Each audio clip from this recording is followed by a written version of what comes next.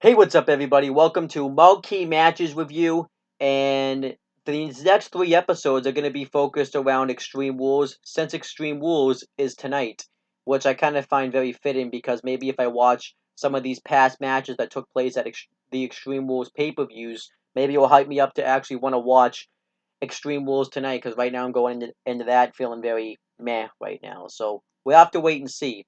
But this was hosted by Charlie Caruso, and let's just get right into this. I'm going to be reviewing the Chicago Street Fight between CM Punk and Chris Jericho for the WWE Championship. I'm kind of surprised this is one of the matches they picked because of the whole lawsuit that took place between CM Punk and WWE, so I am kind of surprised that this was one of the picks for the matches. I don't really know how that happened, but it apparently happened, so whatever, right? But yeah, we're going to be reviewing this match. So let's go over the backstory going into this matchup. So pretty much I would kind of say the feud itself didn't really start till 2012, but in 2011 when CM Punk cut that pipe bomb promo and would consistently talk about it, he was the best in the world. I think this was kind of like one of those fantasy matches, even though we had seen it before. Um, but I think everyone really wanted to see it now because back in 2008, Chris Jericho would call himself the best in the world. So they kind of wanted to see at WrestleMania 28, best in the world versus best in the world. And everybody really wanted to see that. And then around the end of 2011, the end of the world video vignettes kind of started playing, and we didn't really know who that was. But then we found out who was it, none other than Chris Jericho. And Chris Jericho had returned to WWE, and I think we knew that they were going to at some point build up to CM Punk versus Chris Jericho at WrestleMania 28. We didn't really know when we were going to get that. Well, actually, I shouldn't say. I just we didn't really know how we were going to get that, but we knew we were going to get it. We didn't get.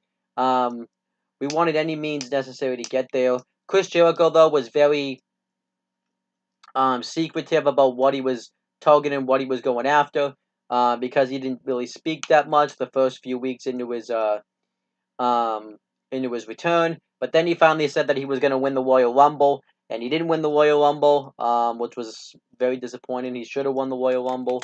And then they kind of finally started building up to the Chris Jericho CM Punk program. When during a match between CM Punk and Daniel Bryan, Chris Jericho attacked CM Punk, and Chris Jericho claimed that CM Punk was stealing all of Chris Jericho's gimmicks, saying that he was the best in the world. But Chris Jericho didn't think that was true. He wanted to prove that he was the best in the world. So they had an altercation during their WWE title match at Elimination Chamber, where CM Punk kicked him right out of the Elimination Chamber, and obviously CM Punk would go on to retain his WWE Championship. But then the next night, Chris Jericho won a 10-man battle royal to become the number one contender to CM Punk's WWE Championship at WrestleMania 28. And um, the feud kind of started building. They both kind of talked about how they were the best in the world. CM Punk trashed Chris Jericho's WWF Undisputed Championship run from 2001, saying that he was irrelevant. CM Punk's been making himself relevant. Chris Jericho talking about he has all these championships won. And we thought in this feud it was going to be best in the world versus best in the world. But then they kind of threw a 180 at us. They used CM Punk's straight edge background at and added fuel to the fire, which I like that they did that. I kind of thought it was a nice twist, and it was cool. I thought it was a nice twist of the feud. It made the feud a little bit more personal. You know, Chris Jericho would talk about CM Punk's family history when it came to drugs and alcohol, talking about how his father was an alcoholic and his sister was some sort of drug addict. I don't really remember, honestly. I think it was like um that she was a heroin addict or something, and even if then what he would call CM Punk a bastard. So this lighted the fuel to the fire for CM Punk to want to take on Chris Jericho. And at WrestleMania they had that match, which I remember liking that match. I thought it was a really good match. It probably could have been a little bit better, but I still thought it was a really good match. And CM Punk, then the stipulation was made that night by John Laurinaitis that CM Punk was going to have that if CM Punk got himself disqualified, he would lose the championship. But CM Punk was able to overcome all the odds and retain the WWE Championship over Chris Jericho at WrestleMania 28. But the feud wasn't done there. Chris Jericho was upset that CM Punk beat him at WrestleMania, so he attacked him the next night on Raw, cracked a beer bottle right in the back of his head, and the feud intensified, where Chris Jericho was trying to break CM Punk to drink alcohol, and he would dump alcohol all over him after matches, after he had attacked him and stuff. And then eventually CM Punk had enough and challenged him to a Chicago street fight. A segment I especially love too is the segment where CM Punk pretends like he got drunk and has to take a sobriety test, and if CM Punk didn't pass, he would lose the WWE Championship. But then CM Punk ended up swerving everybody and ended up attacking Chris Jericho. I especially loved that segment as well. But it pretty much led to this match.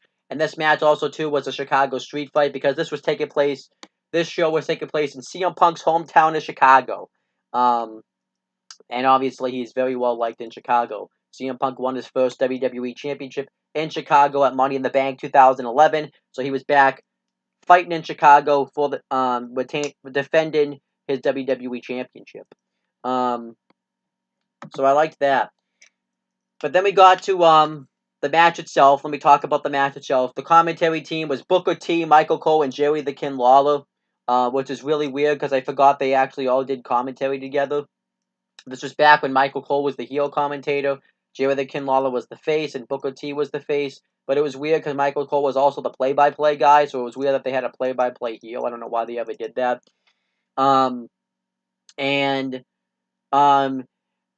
Ironically enough, I haven't watched this match back since it happened, but this was like one of the first pay-per-views that I reviewed on this YouTube channel itself, so it's really weird to kind of go back and watch it. It's also kind of weird because there's little things that are different now about WWE, like how the monitors are like smaller now, and the turnbuckle and the ring post look different, just kind of little things that look different about WWE. What I liked about this match was the fact that Chris Jericho and CM Punk showed up like they were ready for a fight, like in street clothes. CM Punk and Jericho were both showed up in jeans and like they were ready for a fight, and I like that. You even had everybody rooting for CM Punk. His sister was in the crowd, and CM Punk and Chris Jericho didn't really do any wrestling holds. They just broke out right into a fight. They started beating the crap out of each other. CM Punk got the upper hand on Chris Jericho, threw him outside the ring. Irish whipped him right into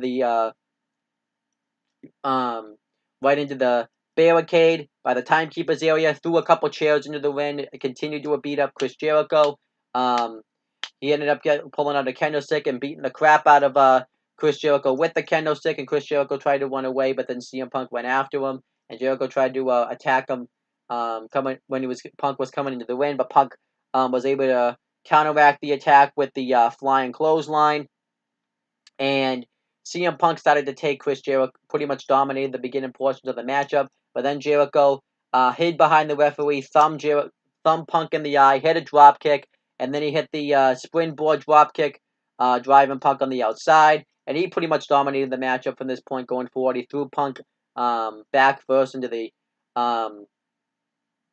timekeeper's area. He grabbed some sort of briefcase, hit Punk right across the back with it, and then Punk tried to fight back, but Jericho was able to kill the momentum of CM Punk. He ended up exposing the turnbuckle and hit an elbow drop right under CM Punk, which I thought looked cool. He threw him outside the ring. He tried to expose the barricade, which he didn't really do a very good job of, and he taunted CM Punk's sister right in front of him and kept attacking him and was talking trash to her. So then CM Punk's sister bitch slapped Chris Jericho, which looked really cool, and Jericho was about to attack her, and CM Punk attacked Chris Jericho, beat the crap out of him, body slammed Jericho right through the one of the tops of the announcer's table, and eventually Jericho would get the upper hand again on CM Punk.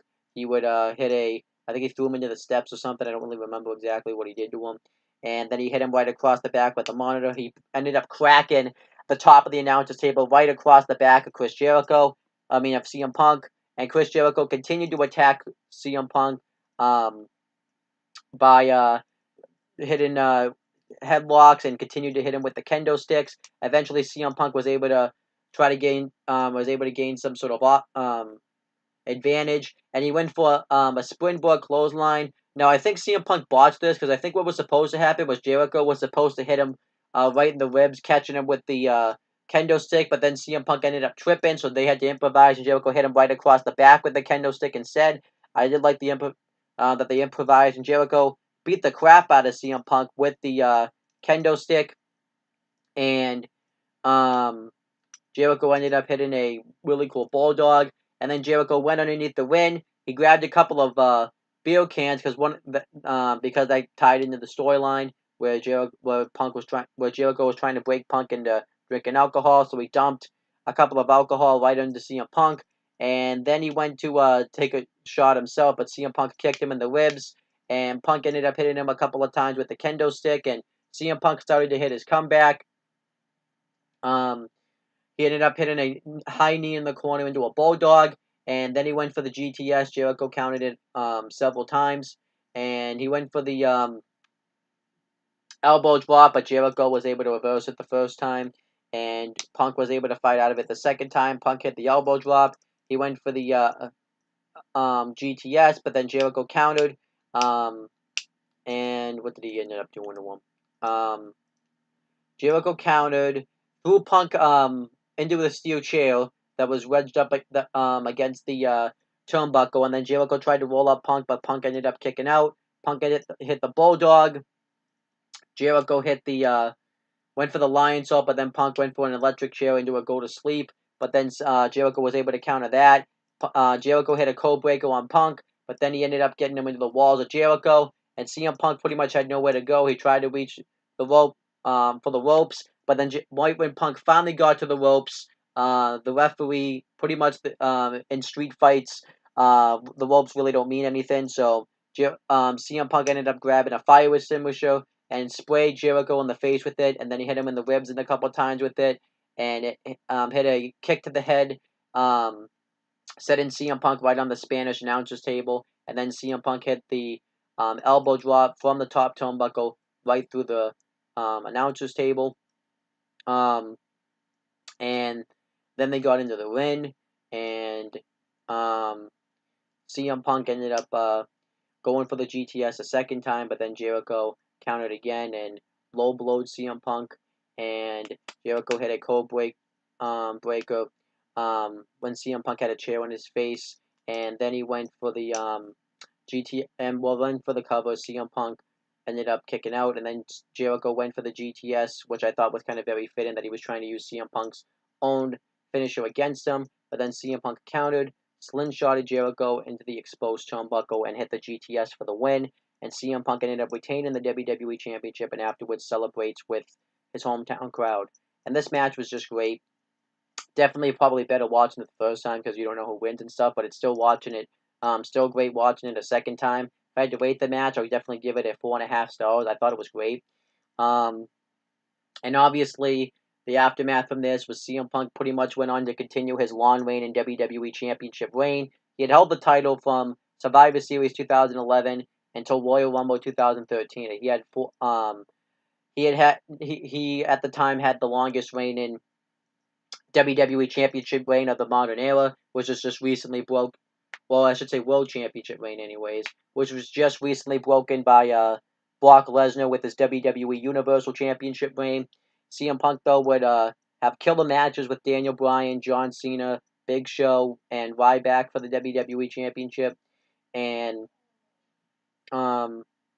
eventually he would lose the title to The Rock at the Royal Rumble, and then obviously pretty much after WrestleMania 29, you could see that CM Punk really didn't care about wrestling anymore, so he eventually walked out of the WWE the night after the Royal Rumble, and now he's pretty much done with UFC because, well, he just, like I mentioned, had the lawsuit with WWE, but he's had a couple of fights. They haven't been very successful, so yeah. Chris Jericho, though, so CM Punk, I would say, benefited from this, but more short-term wise than long-term wise because now he's not even there anymore. And then as for Chris Jericho would go on to finish out the rest of his run in WWE of 2012, and he would have off and on appearances. Sometimes he'd be face, sometimes he'd be heel, and he had the best run probably in 2016 when he did the list of Jericho and the Quiet gimmick, and then the It gimmick, and now he's in New Japan as the IWGP Intercontinental Champion. Jericho's probably had the recently had the best run of his career. So that's definitely interesting right there. And then as for the commentators, Michael Cole's still there. He's now transitioned back to a babyface, and he's the play-by-play guy for Monday Night Raw. Jerry the King Lawler became a part-time commentator after 2016, and you'll see him here and there. Booker T is kind of the same thing. Like, pretty much if they need him to commentate, he'll commentate, but he's just pretty much on the panel as the pre-show host, or one of the pre-show co-hosts, and that's pretty much it. But overall, that's my review of the Chicago Street Fight from Extreme Rules 2012.